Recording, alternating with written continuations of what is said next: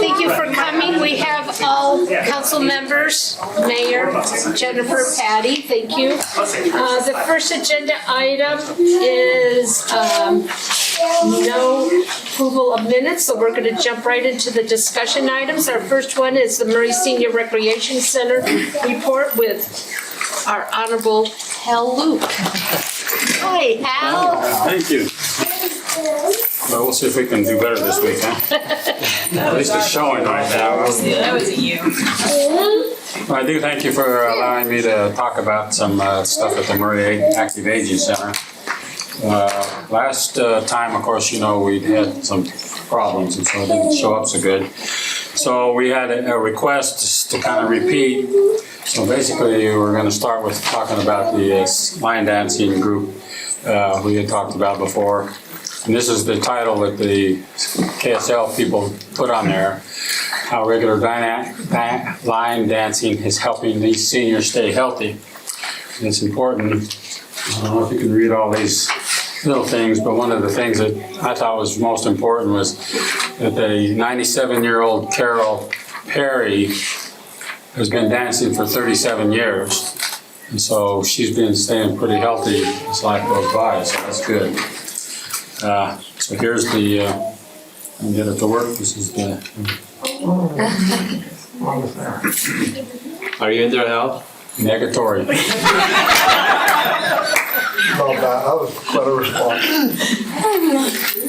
I don't know where the sound went, but. Don't break my heart. Wasn't that to Kelly Clarkson? Don't break my heart.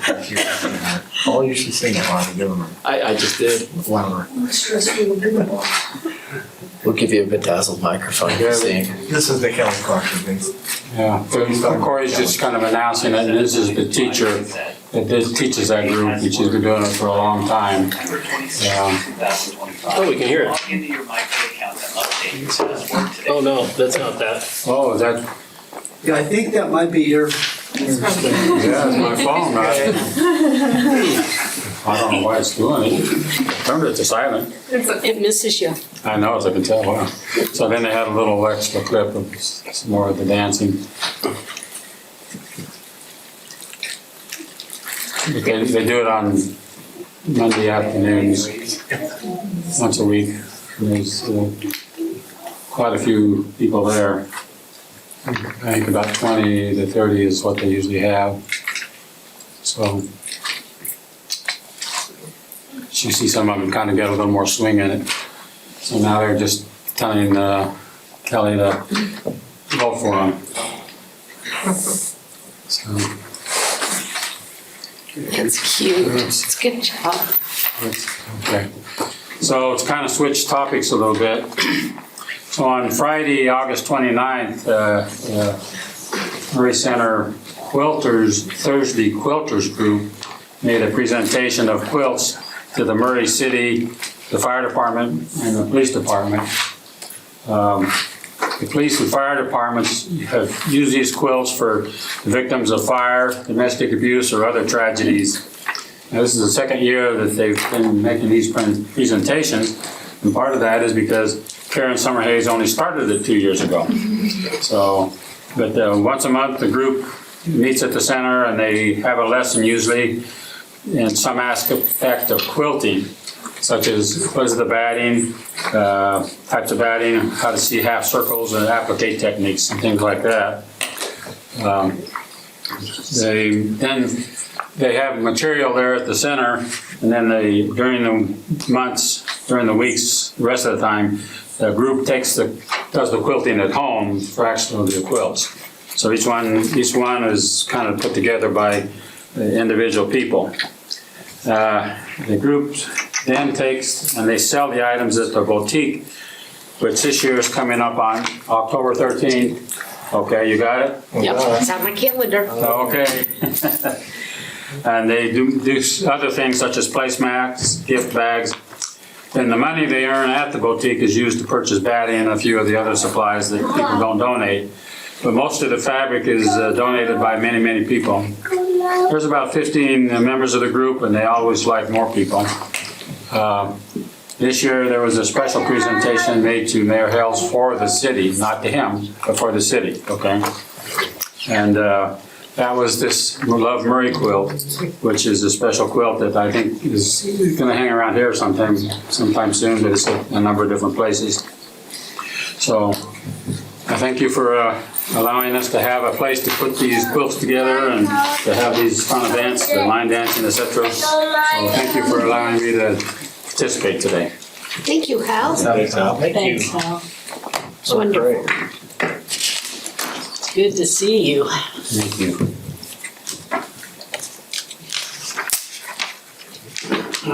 Yeah, they can't even function now. What was this? Where's Becky?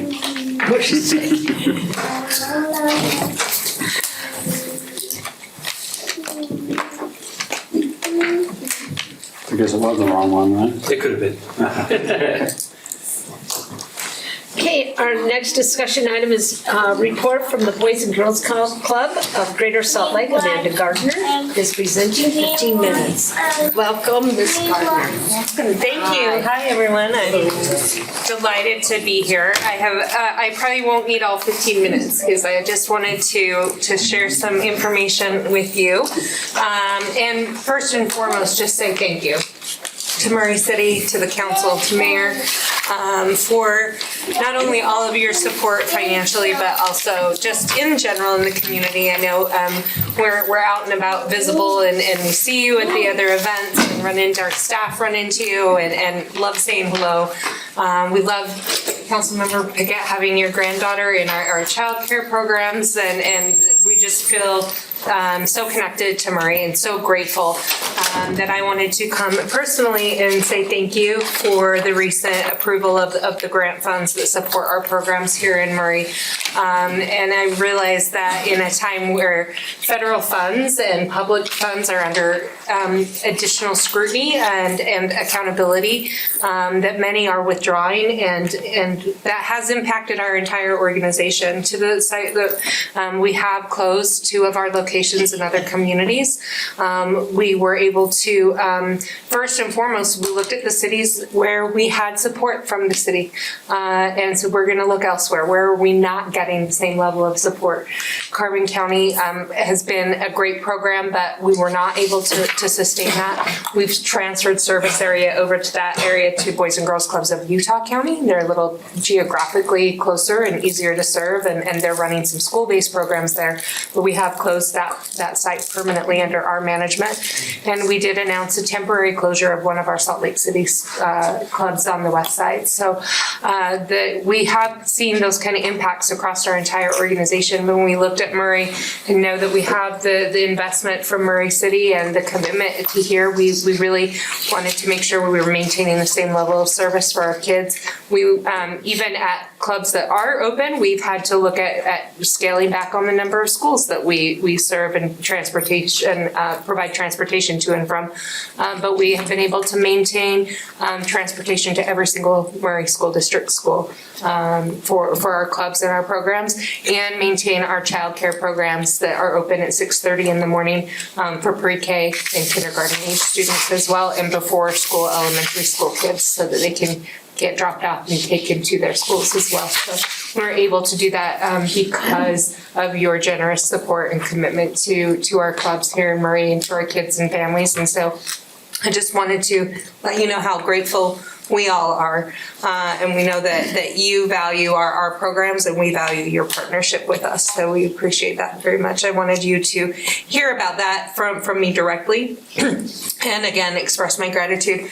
I have shared some information with you. I know you're all pretty familiar with our clubs and our programs. We've been around for a long time. But it's always, I think, nice to kind of see we have developed out different offerings in, it used to be what we called 3 pillars of support and programs, which was health and well-being, character and leadership, and academic success. We've always done life and workforce readiness programs in our clubs, but they either fell kind of into character or academics, and they were a little less intentional. But Boys and Girls Clubs across the country, we've felt that it's such an essential part of getting youth prepared to enter the next stage of life into the workforce or into secondary higher education, that we've called life and workforce readiness out as a priority area for our programs and stuff. So we are doing work-based learning opportunities. We're doing career pathways and exploration. We're building 21st century skills with our STEM programs. Our Murray Club has our only STEM lab that's here in our Murray location. And so they're doing soldering and 3D printing, and they're doing coding and all sorts of fun things in that club. And it's really, really fun to see the kids spending their summer choosing to come in and do STEM educational activities. And we had kids participate this summer in an internship program and a street law program with Foley and Lardner, which is a law firm in downtown Salt Lake City. We had, I'm getting choked up. We had several of our teens who participated where they went for every Thursday to the law firm downtown. They were matched up with lawyers, and they worked through different scenarios of different kinds of legal fields, from copyright law to criminal defense to everything that you could, intellectual property. And they were able to work on cases and do mock trials and create different arguments. And then two of our kids were able to actually have internships through the summer with Foley and Lardner. And one of our kids from another club, she's now determined that she's going to be a lawyer. But we had several of our kids from our Murray Teen program participate in that street law program. And we're really excited to continue those kind of hands-on exploration with our partners. We've had Archer Mechanical come into our Murray Club, and they were doing demonstrations on plumbing and pipe fitting and HVAC and showing them the tools and all of those different things, so that we're just trying to give those kids some exposures to the different pathways that are of interest and available to them, and helping them set goals on what they want to do when they get out of high school and on to the next thing. So so life and workforce readiness programs continue to be a really important part of our programs, that we don't want them just to have school 2.0. We want them to be ready to have fun, but we want them to know that there are lots and lots of opportunities to them for after high school and after our clubs. So there's information on that. The next page that I've given for you, we conducted as part of our strategic planning process a comprehensive community needs assessment, and where we interviewed parents, we interviewed kids, we interviewed school district partners, principals, donors, all sorts of from all different aspects, and try and figure out what is the community saying that they're most concerned about. What are our parents saying that they need from our clubs and from our programs. And so here's just a quick snapshot of the results of what we got. I think it's no surprise that people, families are very worried about safety and economic issues, social issues, emotional health and well-being. And of course, what does the city look like in 10, 15 years, in 5 years with the development? What is housing going to look like? What does that mean for me and my family? And so those are some of the issues that came up. Of course, also the huge gap in childcare that we see across the state and in after-school programs. And in fact, our site closures that I mentioned earlier are not unique to us. The Utah After School Network reported that there are over 50,000 kids in the state of Utah who were served in after-school programs less than the school year before, and that there are more than 50 programs in last school year closed across the entire state. So that gap keeps getting wider and wider, and especially for that childcare age as well. And so we know that 1 in 8 kids who are enrolled, for every 1 kid enrolled in an after-school program, there are 8 more waiting just for that availability. And so we're really looking at how do we address that gap transportation is one of our biggest costs and barriers to getting to the kids to our programs for both families as well as for us. So we need drivers. If we're hiring for drivers, if anybody wants to work from 2:30 to 4 every day and do a van driving schedule and pick up kids and bring them. Those hours. Yeah, I know, it's the hours, right? And that is a hard time. So we're actively recruiting for drivers because we do have some waiting lists, but we have capacity to serve them if we can get them to our clubs. And that's true here in Murray as well. So then the second page of that is how are Boys and Girls Clubs responding to the needs that we heard?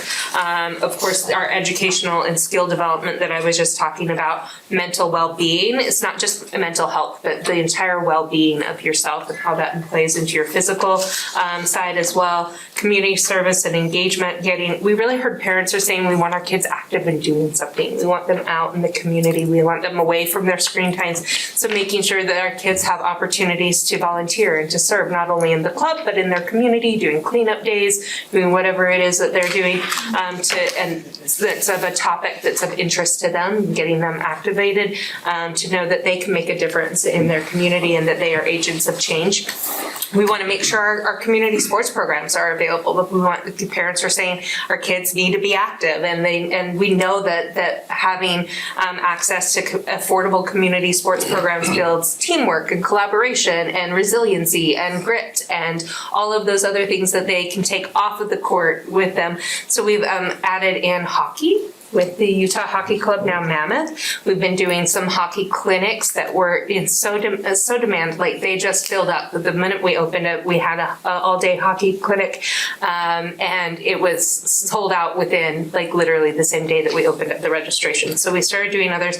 The Mammoth sent over hockey players, and they gave everybody hockey sticks and all of those different things that they got to. Now we're actually doing a full league, and so we're partnering with the Mammoth, and we're doing that in Murray, and trying to expand the variety of sports activities that we are making available to our kids and families. And so hockey seems to be a really popular one right now. And we're really grateful for the Utah Mammoth for being able to partner with us on that, similar to the way we do our junior jazz programs as well. And then we want to make sure our kids are having exposure to culture and artistic enrichment as well, and that our clubs remain affordable to all of our families.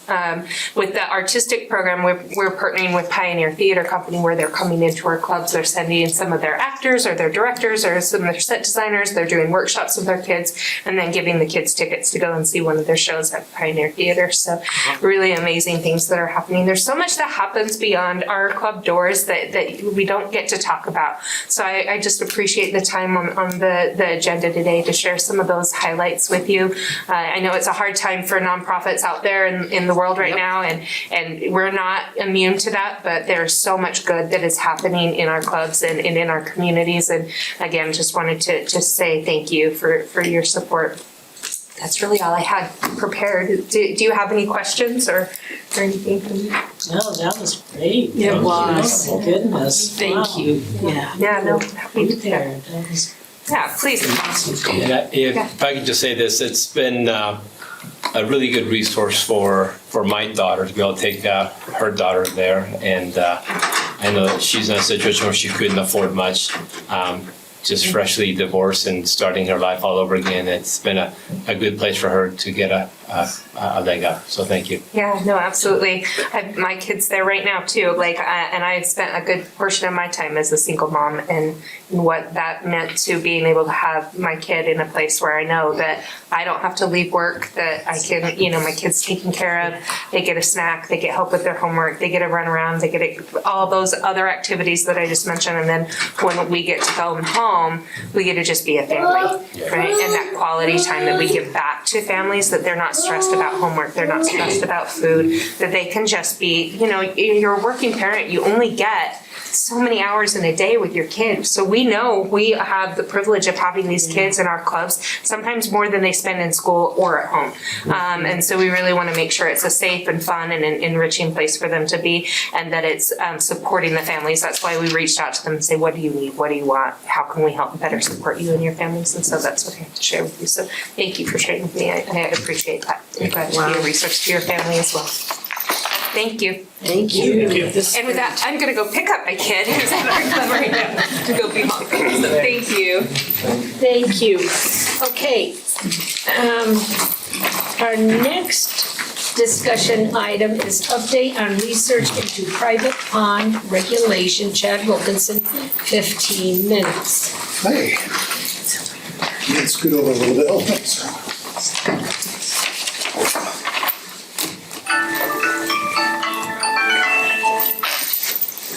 Well, thanks for the opportunity.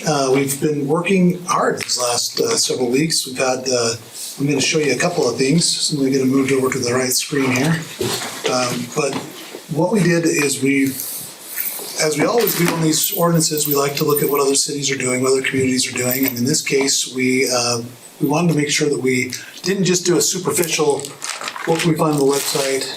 I will say that related to this issue of backyard ponds, there wasn't much on many of the websites. We found one website that had some pretty good information, but most of these required personal phone calls with the various cities. And sometimes it required multiple, because a lot of times we'd get the building department, they'd say, we have no idea, go talk to planning and zoning. Planning and zoning would say, we don't really get involved in that, go talk to engineering. And we'd have to do multiple phone calls. So I want to just give a shout out really quick to the personnel of our building department. Our building department staff did a lot of work calling, being persistent with the various cities to get to the point where we're at tonight. So I want to get those both dragged over really quick. But the first thing I want to show you is this is actually a summary of the information. But this is the cities that we looked at. Unfortunately, we weren't able to get anything back from Draper, but we looked at most of the other communities here in Salt Lake County. I'm not going to go over this. I have a summary of that on my PowerPoint, but just wanted to show you that from the perspective of, we did try to ask a lot of questions about follow-up questions, make sure we understood what their regulations were. And I'll get into the summary of that in a second. We can go back to that if you like. So really quick, I'm going to open this up so we can take a look at it. What we found was this. We found that the cities on the left-hand side are cities that do not currently require a permit for a pond. So Murray, Mill Creek, Salt Lake City, South Salt Lake, Taylorsville, West Jordan, West Valley City. Now I have that asterisk. Every one of those would require an electrical permit if there was a pump or a filter or something that required that. And an important distinction is that's hardwired. Sometimes there are plug and play pumps that people can get. They can put in there. They plug it into their extension cord and off they go, right? So that does include any kind of hardwired pump would require an electrical permit. On the right-hand side are cities that require, I have pond permit in quotes because not all of them call it that, right? So Harriman, the MSD cities, that's Kearns, Magna, all those municipal service district towns and cities. So they're all regulated under the county and they fall under that umbrella. Midvale, Sandy, Riverton, South Jordan, and each of those cities takes a different approach. In relation to those pond permits, there are some thresholds. A number of those cities had a 24-inch depth threshold of requiring a permit of some kind.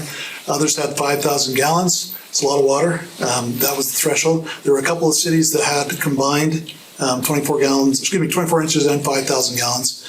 Others didn't go with that, look at that at all. Really, there was a couple cities that this was regulated through their engineering department, and it was based on an amount of material that had been moved. So if it was a certain cubic yards of material, it didn't matter if it was a pond, a hole, whatever, there was a permit required for that, and they would regulate it through that process. And again, all of these cities, same thing. If there's any kind of electrical, the cities always require an electrical permit, regardless of what else is going on, if there's hardwired pumps and things out there.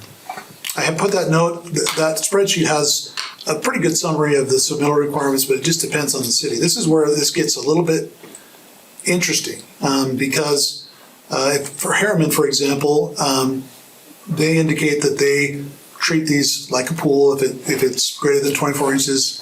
However, they acknowledge that Not exactly. We treat it like a pool for the purpose of we issue a permit, but we acknowledge that it's not a pool. There's not a structure. You might sometimes have a concrete line pool or a liner that goes in that has structural requirements. They acknowledge that we don't always have those. We don't always get that information, but they do require things like geotechnical reports and other things like a pool would require in order for that to be allowed. So that is a brief summary of the cities that we contacted there. So I wanted to try to anticipate questions you might have, and you may have more, but a lot of the cities again said that if it goes to that 24-inch or 5,000 gallon mark, we're going to require a permit like a pool. Most of them that said that also indicated that when they say requirements like a pool, the zoning requirements would almost always apply, right? These are the zoning requirements from our ordinance for a pool. So 5-foot setback from side and rear property lines for the pools, has to be enclosed by a fence or wall 6 feet in height with a self-latching, self-closing gate. There's also some standards for how far apart, if it's something like a chain link or a wrought iron fence, how far apart some of those, or a picket fence, how far apart those pickets can be, so you're not allowing someone to squeeze through. Has to meet the pool structure. This is an important distinction. The pool structure has to meet current building code standards. That's the structure, right? So we're talking about something that actually has a structure with it, something that's built up like a pool that's got, like I say, either concrete or some type of a gunite type liner in there that they have to actually go physically build up, put reinforcing metal in there. Sometimes there's, rebar or equivalent that goes into these before they spray them, so they have that good structure. So there's a structure involved. That structure has to meet the building code standards. We did want to answer this question because I know it's come up. Safety covers are not required for pools. So there are options in the building code. You can have, if you have a fence that surrounds it, there's not a safety cover required. So that's the trade-off. Our code chooses to say fence. If we didn't say fence, we could give an option to say you could do a safety cover as well. But it's not required by building code. It's an option. And our code chooses to go with the fence instead of the cover. Now, there is a little bit of a nuance there. Covers themselves are required, but it's not a safety cover. It's an energy code requirement, and that energy code requirement puts that cover over it to make sure we don't have energy loss coming out of that pool with all the heat and things that go on in those pools. So, but it's not a safety cover. Safety covers would be different than the required cover for energy loss. I just lost the word when I was trying to think of loss. We also don't currently regulate the size of the pool other than if they can meet the setbacks. So if they have a yard that allows for a pool based on the setbacks in their rear yard, they can put that pool in. So I want to just talk briefly about, sometimes dimensions and sizes are hard to picture, and I want to just talk briefly about that. So I chose, this is not far from some of the neighborhoods we've been talking about with this issue, and I chose this particular part of Murray because you can see there's a ton of pools right there for whatever. This is like Pool Central that I could find in Murray City. So, and they're all fairly similar dimension pools. You can see those. This one, and I'm going to get a little bit closer on these, but this is 1/3 of an acre. This property up here is 1/4 of an acre. You can see both of them have some pretty sizable pools there. I'll explain what these red rectangles are, but as we move down on this first one, this is 1/3 of an acre. In some of the emails that we've received from the public, we've had a dimension of 10 by 15 by 5 feet deep. That rectangle is 10 by 15. I don't know how deep it is right there in the pool. It looks like the deep end's over here by the diving board, but that at least gives you an idea of how that would relate to kind of a standard pool. That's 10 by 15. You can see if you were to take that rectangle and put it in another part of that yard, probably could fit a pool and a pond of that size in a yard just fine, right? That with plenty of room to still run around. Next one's that 1/4 acre, same thing. That's 10 by 15. Just to give you, again, just trying to help us envision the size. Another way you might envision that is that this table that you're sitting at is 13 feet long. It's not that wide. It's not 10 feet wide. You have to have another table to get to that dimension. But that gives you kind of an idea, whereas a pool would be most the size of this room, right? Most the dimension of this room to get to a pool. One other thing that's, I think, interesting, over there on the door, there's a sticky note. I like these visual aids. that's 2 feet deep to the bottom of that sticky note. So that gives you an idea of what that threshold would be for some of these cities that require that. Maybe that's deep for some of you, maybe it's shallow for some of you, but that's what that dimension is right there at 2 feet. I don't have a good visual aid for 5,000 gallons, but it's a lot of water. And again, that's more or less just so you can get an idea. It's more than that. I'm just why did you want to bring in 5,000? I could have done that. I should have. It would have been like Miracle on 34th Street where the guys come with gallons and gallons of water. No idea. Instead of the mailbags. Anyway, that's a deep cut. So I want to talk about, these are some things that have come up, and I want to make sure, some of these are looking into some of the issues that were brought up, but this is not making a judgment call. We just want to try to address some of the issues that were brought up. First of all, I think we mentioned this last time we talked to you about this in the special meeting that we had, but we currently have mosquito abatement district in DWR that regulate mosquito and fish issues. And we think that's the appropriate place for those issues to be regulated. We actually found, talking to mosquito abatement district in particular, that they have pretty good success with that issue with private pond owners. When they identify somebody that needs some help, they said that almost always, like 99% of the time, people are cooperative. They bring them mosquito-eating fish, or they've got these little, he had a name for it, I just forgot it. It's like a little cake that they put in there, and it poisons the mosquitoes, but not the fish. So he said that that's pretty effective. DWR, they get involved only if there's game fish in a pond. So if you had trout or someone wanted to put some bass in there or something, but these koi ponds, things like koi, goldfish, DWR doesn't regulate that. They're not considered to be game fish, and they just would allow whatever people pick up at the koi store, I guess. We wanted to talk with some of our cities that we talked with our own building official, and also some of the cities that didn't require permits, and even some of them that did, about some of the challenges that they have. And again, one of the things where these are very different from a pool is, again, there's not usually a structure. Typically, if you do have a liner, it's either an insert liner, one of these plastic liners you see at Home Depot, or a liner, an actual, I like to call them almost like a fancy tarp, right? It's a membrane that goes into the pond that's been dug out. It goes with those contours and follows those. They can put rock and things in there to make it fit the contours that they've created. So when it comes to review, that makes it difficult to determine what it is that we need from folks. What we found from a lot of them, again, was that they looked at things like geotechnical review, that kind of information that's prepared by a geotechnical engineer or some other qualified professional. There are definitely similarities between pools. We totally get that. We agree. There are also some notable differences.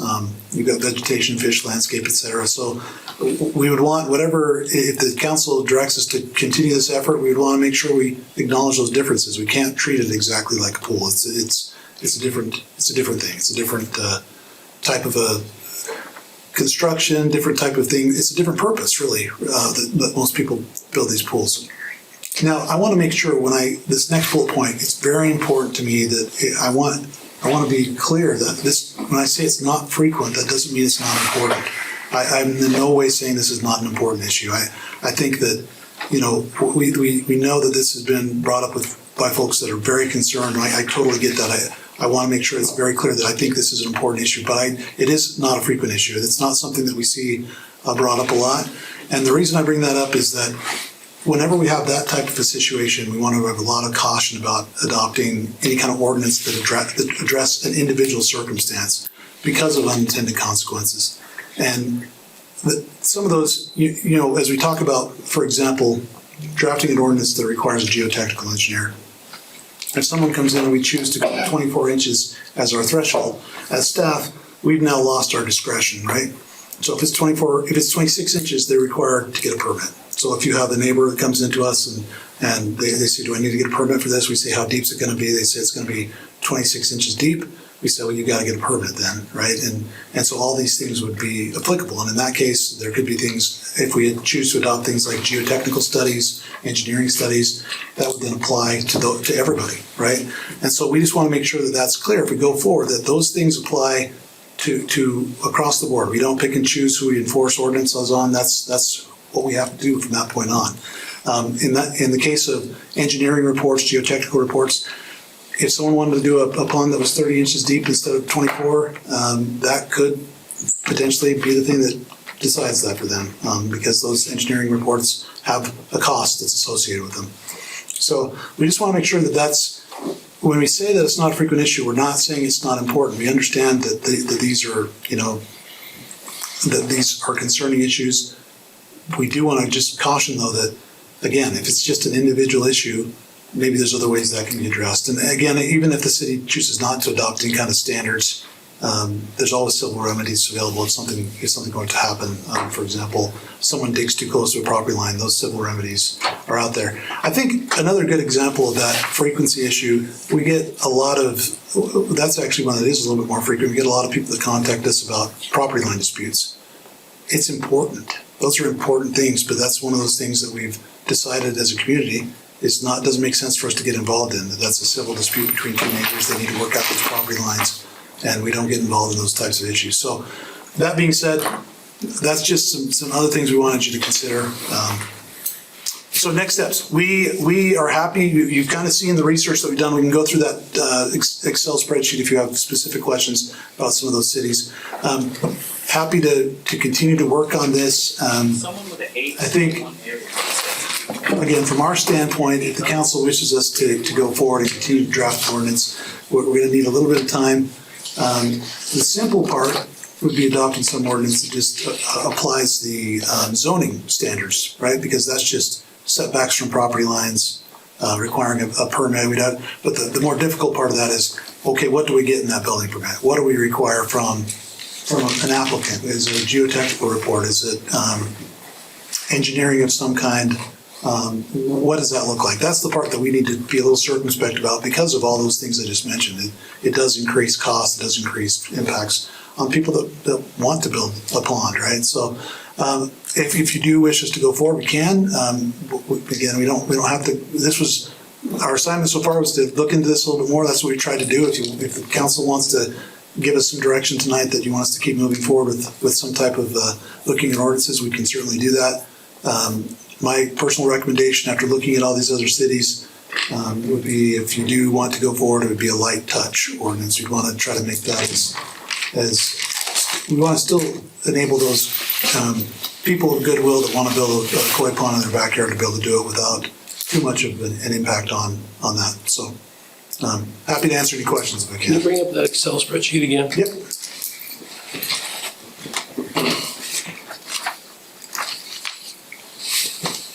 Is there a certain city you want to look at? I can. No, not necessarily city, but as far as, do any of them require like a liner? Yeah, there were a couple that, let's see, I'd have to find that. I might have to do a control F and just see where those were, but there were some that said that they want to see what it's lined with. You'll see a lot of this, depends on the size, depends on the pond. Says it's in per- You need to know if the pen per, yeah, there you go. There we go. Sandy has that requirement. If you look at Magna and Kearns, you'll see that that's essentially their pool submittal requirements. As we talked with them in person, they said, yeah, it's true, but we understand that sometimes you're not going to have everything. There's one, in fact, there's a gas plant, I think, gas line diagram. Yeah. Most ponds don't have a gas line, right? So Yeah. they acknowledge that this is our pool stuff. We kind of customize that for, Yeah, they just cut and paste yep. their pools. Okay. Anything else you want to look at on that? Just seems to me if you're gonna have a pool that big, that it should have a liner and it should be fenced. Yeah. Up yeah. on, you mean? Pond, yeah. I mean, a pond, yeah. Yeah. So I have a couple. Let me jump in. How would this affect new construction? Let's start with new construction of homes. Most new homes don't have a pond, right? This is coming into somebody who adds it. They could. Yeah, I mean, they could be building that at the same time. Sometimes during the landscape process, so it would apply. So it could potentially slow down a process and increase. No, because we would typically do those as separate permits, right? A house would have its own permit. This would have, if we do require a permit, this would have its own permit. And then as we talk about unintended consequences, I'm thinking of like a commercial property I'm thinking Gary Hallen's property. There's that rock flower garden, but I think at one point it was a pond or a fountain. Would that regulate fountains at like a business puts in. Just anything that would, if we were to adopt a certain standard, anything that met that standard would have, yeah, both commercial and So residential. it'd have to go. So Either we have, gallons or size. I or didn't show this because anything my like that. focus was on residential, but we have Yeah. commercial standards for pools as well and ponds, but yeah. Hunter Woods. And then Yeah, how Hunter's Woods has a big pond. Yeah, it does. Yeah, they do. But it has a filtration with it. Okay. And then how much is the permit, like usually? I should know this, I don't know how much a permit would cost an individual. That's the part we need to. We'd have to come up with We'd have to something. we'd have to see what type of information we're going to require. Depending on what type of information we require, it may require that our engineering folks get involved in the review of that because our building inspectors are not engineers. They know the building code Right. back and front, but they're not engineers. And we always rely on professional engineers to review that type of information. So we'd have to have someone that's qualified to look at that. I have a question. So when they start digging, and usually they have blue stakes, do they go in and get blue stakes, come in to make sure they're not gonna hit someone's lines? They should. Or they're not getting too close to the neighbor's backyard, side yard, whatever, and getting into causing problems with the other homeowners around them? That's where I have a concern with this, is what is the implication of the other neighbors around a pond? Sure. Blue stakes wouldn't cover the neighbor issue. They certainly would identify utilities, existing utility locations, but blue stakes doesn't review how close they are to a property line or anything like that. So that, that's something that some of these cities, require that type of information. If you were to apply all these, I better not say all, many of these cities, as we've looked into it, when they say that the pool requirements apply, most of them have some kind of a setback for a pool, 5 feet, whatever it Do is. people come in for a permit for a pond, or they just put it in there? I think probably most people are just putting it in there, but we have issued some permits over the last 10 years. We found 2. One of them was the city that pulled the permit for a filter that we had. The other was a homeowner that pulled a filter, or pulled a electrical permit for a pump, basically. So there are some that come in. And so if they cause any damage, I just worry about the homeowners that are around a pond that did not get a permit. And what those homeowners that are around a pool, what, Well, now if someone doesn't get a permit, it's the same thing as, like, let's say someone didn't get a permit for their pool, right? That's breaking the law. So if someone comes in and we have a requirement to get a permit and they don't, then they're gonna be subject to all the things that go along with that as far as, the law itself, but also any kind of civil remedies that their neighbor may bring against them to say, hey, you were supposed to get a permit, you didn't. And they can bring that civil remedy against them. Right now with our pond ordinance, that's still applicable. If someone goes in and digs too close to their neighbor's property line and undermines a fence or a building, there's still civil penalties that can apply. It's not like the city doesn't always have to be involved in order for civil Okay. penalties Yeah. to apply, right? Okay. And that's why I brought up that property line adjustment, or the property line dispute. We don't get involved in those. We don't go out and identify property lines for people. They have to work that out between themselves and they have those civil remedies, so.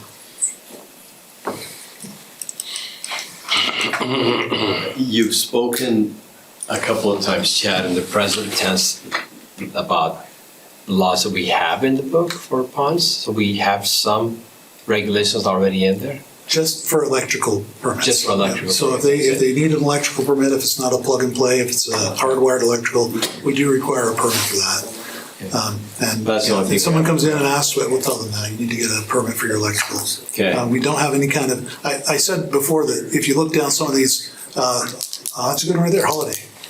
They don't require a building permit, but they have a grading permit that's required, and it has to do with the amount of material that's being moved. And again, they do, right, you can see right there, right, for them, there's a lot of discretion given to the engineering department for what they want to see. Yeah. So again, some of the cities, they actually will reach out to Mosquito Abatement District and give them a heads up too, say, here's a new pond.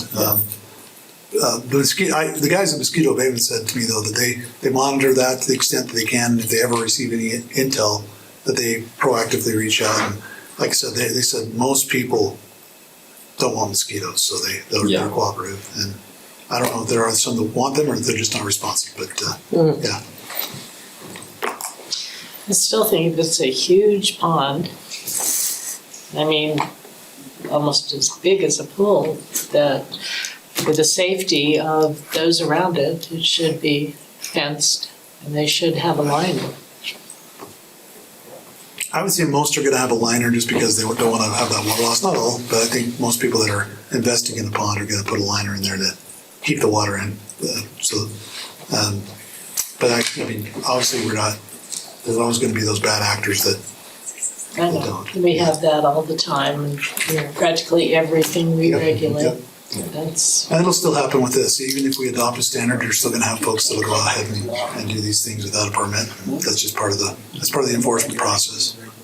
right. But at least then we would have something to. If I can speak my mind on Yeah, this. what are you thinking? I'm Sorry, go ahead. thinking that Robert Frost in his poem Mending Walls said it best. There's something out there that doesn't like a wall. It keeps knocking it over. So my feeling is if it affects the neighbor, I want it regulated. Okay? Do what you want. But the minute you affect your neighbor, I want it regulated. So, Paul, I'm gonna push you. So in this case, what would you like to see the ordinance say then? Setback, definitely. I think the safety of children is Yeah. very important, so some kind of fencing to protect children from falling in there. Those are the two biggest things I can think of right now. What size do you want to regulate? Yeah. Should we talk about what percentage of the yard should be covered by that? Depth or? Well, I think once we get into depth, we're talking about affecting a neighbor. The deeper you go, the more water it has, the Yeah. more it can, filtrate into Potential the for neighbor. damage, or? A liner definitely to keep it from filtrating the ground and getting to the Water neighbor. conservation, yes. So those are the things that I'm thinking of. Pam, what are you thinking? Liner and fence. I'm thinking of the children, the liner, and the property that is affecting all the other people that are around that pond. And what it's going to do to their property and what it's going to be bringing into their property. Other animals, bugs, whatever, I don't. So, That's why would need you liner. change or add anything that Paul said to the No. ordinance? You're fine with everything he said? Scott? Yeah, same. I've been the victim of a unlined water feature, and it's not fun. So, yeah. Diane, anything you would? I already said how I feel. Yeah, so anything you want to change from that? No, I think it needs to be fenced and it needs to be lined. And The size the size, should go with this, maybe with the yard, with the size of a piece of property. I would be, the reason I brought this up is I would be a little bit careful about that because you can see that, I mean, that's a pool, right? That's pretty big. This is that pond that we're talking about right now is about 5 by 10 or 15 by 10 by 5 feet deep. That could go in a lot of corners of that yard on a third acre and still be. But that's a pool in my mind. I see that as a pool and there's a lot of regulations to a pool. I'm not saying about not regulating. I'm just saying trying to create something. We don't regulate the size of pools Right, by yard. We right. regulate by setback. Right. If they can meet the Okay, setbacks. all right. Yeah. All right. I think setbacks are smart, liners smart. I want to make sure staff has discretion within the code. And we want to have as little as we can. I mean, we want some, but But I want you to be able to if there's to be able to make a we don't want to pick judgment. and choose winners and losers. Right? Yeah, So, but there's also, right, there might be a situation where you're like, Yeah. 24, I understand. so I want you to have the next flexibility. So to the make- part that I mentioned before, the part that's going to be a little bit complex is working with our building folks, our engineering folks to find out exactly what we can review, right? I mean, Yeah. we can say there needs to be a liner, but none of us are liner experts, right? So we need to figure out what that means, who reviews that, do they get a stamp from some kind of professional that says this is good to go? We'll figure that part out. That's the more complex part than just adopting the setbacks and requiring a permit like a pool. And a fence, that's fairly straightforward. Yeah.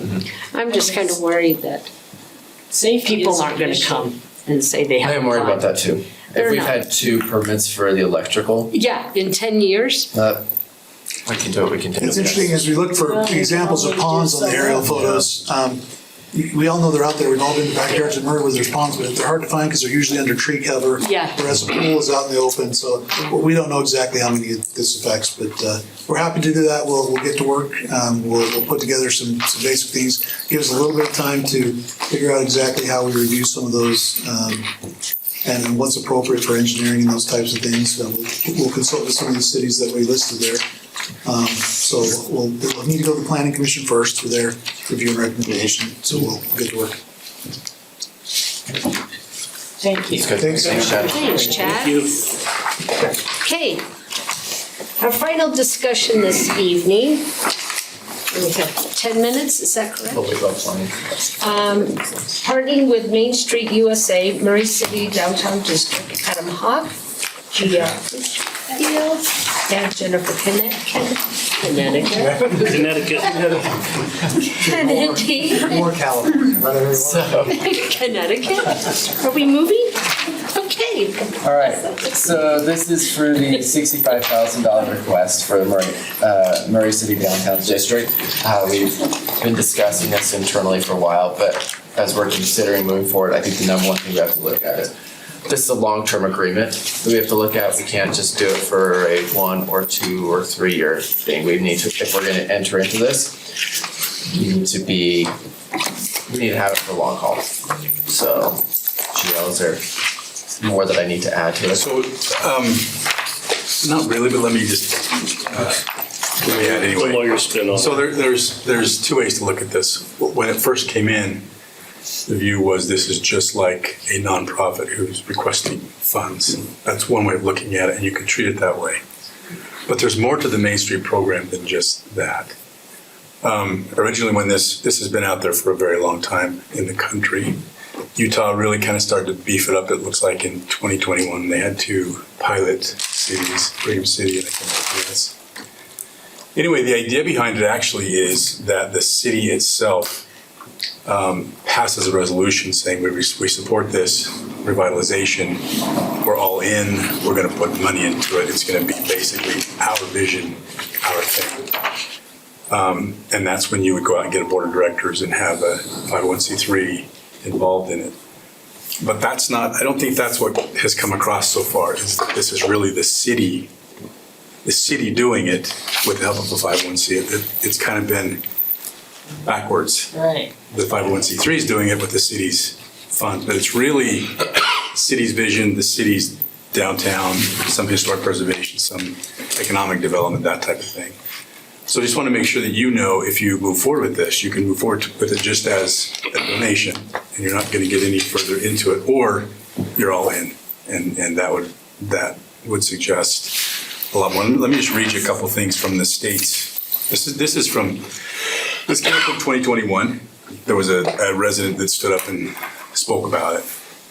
And I think the context was historic preservation. I don't recall for sure. And the CED director at that time got an email from the state. Attached to that were several documents that I've now downloaded. And here's some of the things that it says. Financial support for the organization comes from the local entities that have a stake in the downtown. City government, merchants, businesses, major employers, and the public. It is a local initiative both organizationally and financially. They talk about there's different tiers to this whole program. And what it says is a community will be officially recognized as a level tier 1 Main Street community once they have completed the community designation application and have been accepted in the Utah Main Street program. That was done for you by the 501c3. The community will commit to participating in the Main Street training series and have developed their communications and fund development plans. Then it goes to level 2, tier 2. The intent of this level is to assist communities in implementing the Main Street 4-point approach to revitalization in existing organization, or helping to create an organization to host the Main Street efforts. So it's more than just, here's some money, go and do whatever you're going to do. It's really, I think at the base of it is the city saying, this is what we want for our downtown. Again, you can treat it the other way and say this is just a nonprofit asking for money. Currently, there are, from the state's website, and this is run through, it used to be the governor's office, it's changed to someone else, I can't remember who it is. They've got listed tier 1 and tier 2, and tier 1 is Fillmore, Green River, Gunnison, Casharum, Magna, Monroe, Parowan, Pleasant Grove, Spring City. I don't know where Spring City is, but apparently it's here in Utah. Springville. And tier 2 is Brigham City, Cedar City, Heber, Helper, Logan, Mount Pleasant, Murray, Ogden, Payson, Price, Tulsi, and Vernal. Those are the ones that are currently participating in Utah. And then further, it talks about this is again back in 2021. The new Utah Main Street program will help Utah communities revitalize their economy, appearance, and image of their downtown commercial districts. They do this by building a strategy centered around a community's unique heritage and attributes, focusing on what's special to make it a great place to live and visit. The program provides framework and resources to support a community's downtown revitalization efforts and requires the community to commit to the Main Street approach. The Utah Main Street program is not just about getting a grant for the community. This is a process to revitalize the community downtown. So again, this is more than just what you normally see at the budget time. It can be, that's an option to pursue. Or the other option is just to treat it as a 501c3 is asking for funds and you go through that same process we've done before for others. So would it be almost like a department in the city? Kind of. It's not really. They do set up 501c3s and those are run independent of the city.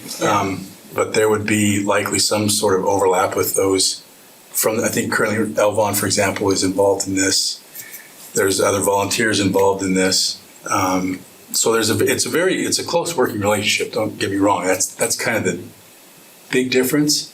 It's more like, to me, it's more like a NeighborWorks relationship than it would be a chamber relationship where the chamber comes in and requests funds, and that's the process you go through, as opposed to like an agreement.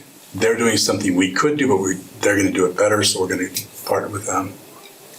How would it be, who would hold it responsible? I mean, if it's just an ongoing $65,000 each year, then who would determine if this is functioning as it should? Probably similar to what Boys and Girls Club did tonight. You'd have a report. There'd be an agreement that required them to come in and report, and then you would determine how it's going. I think you probably have quite a bit of say in what happened as well. What is your vision for downtown historic and economic revitalization? That's kind of what you're. But we can withdraw the funding from Boys and Girls Club if we determine that it's not being spent the way we think it should be. You can. Can we do the same with this? Yes and no. I mean, the idea is that it's the city's idea to do this. When the city's on this tier, that means the city is the one, is at least an equal partner, if not more than 501c3 in my mind. That's the way it's set up. It may not work that way in practice, but the way it's set up is you decide if you want to be a part of this. You pass a resolution saying we want to be a part of this. Can you undo that? You can. You can undo that. You can say, okay, we've gone through this for several years, but now we're done. From my reading of what I've seen, it looks like this is primarily rural communities who take advantage of this. Some in parts of the country have been in it 40 years. So it's a commitment that you can make, and that's one way of going about it. A major commitment to say this is how we're going to revitalize downtown. I'm worried about the power dynamics. I kind of feel like we have three different heads to this beast. There's Jen, there's the mayor's office, and there's us. And who sets the vision and who gets that's where I'm concerned, is who's setting this vision. Because already, as we've been discussing it, you've seen each branch kind of set a different vision or a different course of how this should go. So I think if we're gonna go forward, we need to have clearly who's setting this vision and how are we working together between the three branches. I think what would have been helpful to start off there would be to have come to the council. I think that there were letters of recommendation written to the state, which is fine. That's a requirement of the application process. But I think that what should have occurred was a meeting with you, setting this out, and having you say as a council, we're in. This is our resolution. Give this to the state. Tell them we want to be a tier 1, then a tier 2, then a tier 3. But here we are, right? You're already at tier 2 if that's the direction you want to take. And we said Jen's done a lot of good work. Like, we don't wanna undermine what she's doing. She's doing a lot of good things. No, she has. Mm-hmm. And she also has mentioned, when I was in a meeting with her in the mayor's office, that she's gonna find grants. And this is going to help her financially through the grants. And I guess, And this is just like springboarding her, maybe eventually we won't have to give her that much, that she can do it on her own. I think what GL's saying is, we will have to give the money Right, regardless of her getting the grants. Like, we're gonna be Right. committed to that. Yeah. yeah, She goes for the grants, she doesn't get the grants, we're still giving her 65,000. yeah, And because she's executing our vision and yeah. whoever R is, whatever R means in that sentence. Yeah. And that may be something, if you're interested in having a meeting where she would come in and present what she thinks the vision should be, you could give input to what, and if you come to a meeting of the minds, maybe that's the direction you want to go, maybe it's not. But I think, I hear what you're saying right now, as you're sitting around the table, you don't know the vision. That's, I think she's got a vision. I think the mayor's office has a vision. I think we have a vision. Right. Yeah, And I don't think we're on the same page of I what, think we're on the same page. 100% for downtown Murray. Not 100%, but Yeah. that's why I brought you guys in to Yeah. a meeting. I did that on purpose, so we could get that yeah, vision together. But hey, I mean, if you don't want, I'm not saying we're like worlds apart, but I think that there's definitely, I think we could crystallize it better than we have. Yeah, Right. I think we should. Yeah. I think that'd be great, if you want to continue on. Yeah. I think if we go forward, I think that's a necessary thing that, Yeah, absolutely. because we need to have a clear vision of what we're doing with the program, because she's doing some great things, but it goes what Jill's saying. What exactly do we want from this? Like, what's our end goal? And I don't know if I can clearly articulate what the end goal is right now. Or actually, what's been done up to now, maybe we need to have a more clear vision of what's been done up to now. Because I'm a little fuzzy on that. Yeah, I'd bring her in, if you want to continue on. yeah.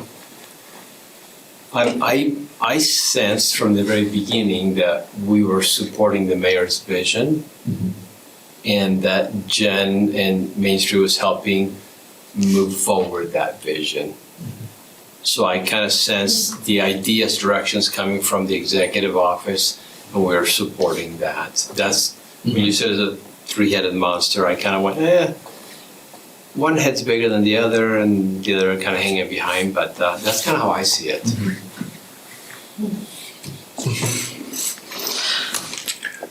I think what I hear from Councilmember Hawk is, if you understand the mayor's vision, if you agree with that, that's great, put the money in there.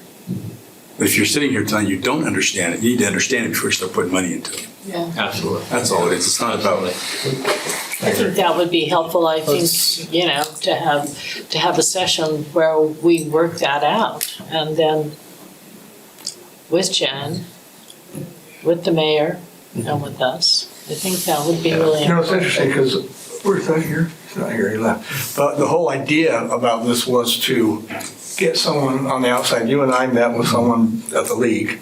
Yeah, we did. with Main Street. Anyway, and the whole idea was to revitalize the area. I think she's been great. That's my own opinion. Yeah. I don't think there's, I think this would be similar. I mean, say we said, okay, we hire her, I hire her. You guys approve the funding.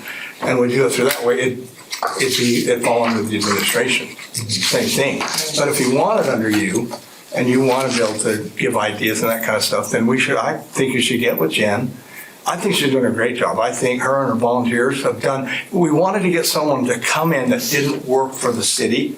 Yeah. But if we don't want to do that, then that's why I brought you guys in with Jen, so you could say, we don't want to go this direction, or we do want to go that direction. So we have somebody who's outside of the city, but bringing everyone, like she's the one that was responsible, when I say she, her and her group, for bringing that, whatever we call that event together of the city. That's those things she wants to do, not just one a year, but several a year. I don't know if you guys attended that. That was, Yeah. in my opinion, one of the greatest events that Murray City's had in my tenure here. And she's got plans for more. in the Well, coming if you months. read her Yeah. email, I mean, Murray, she's gonna be doing the swag boxes for the opening of the theater. Right. Then October, she has another event going on, and with hot chocolates and treats with Jenkins and Soaps, and then November she has one, and then she talks about her grants. I just feel like she's really involving the downtown businesses, even with the swag bags that are going to be put together. There's things from the businesses in downtown Murray that will be in these swag bags.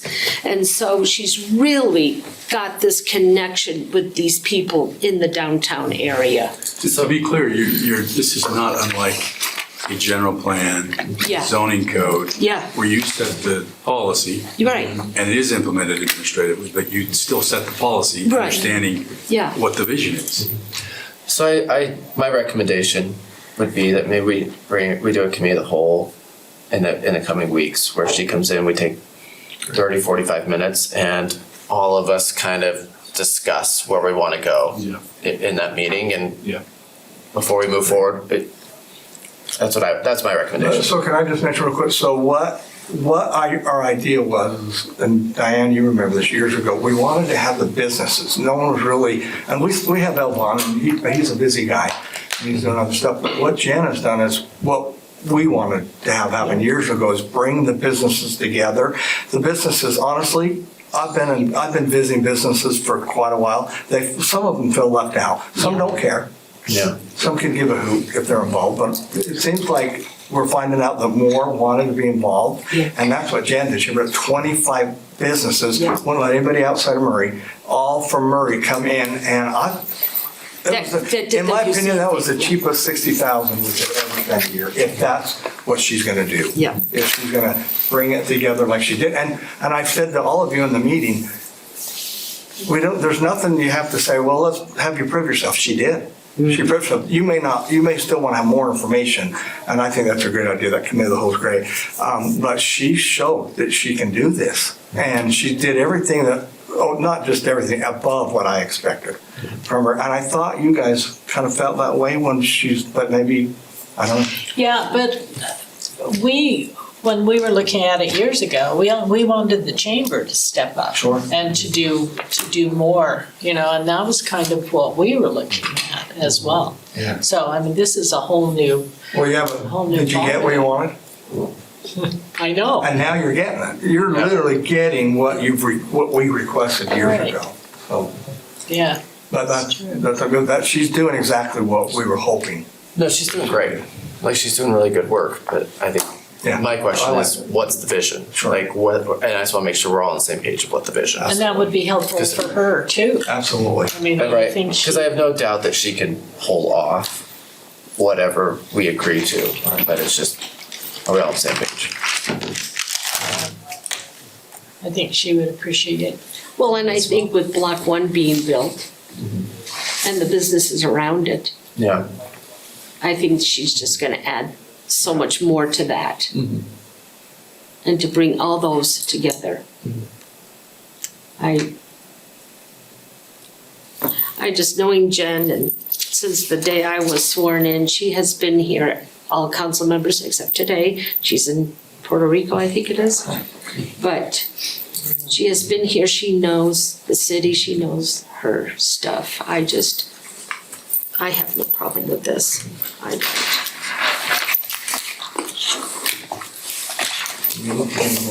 Yeah. We talked to her, I think she comes back soon, so. Thursday. Yeah, the 18th, yeah. Then you can, Do you have anything else? Jennifer, do you have anything else? Okay, with that, we are adjourned. Thank you. All right.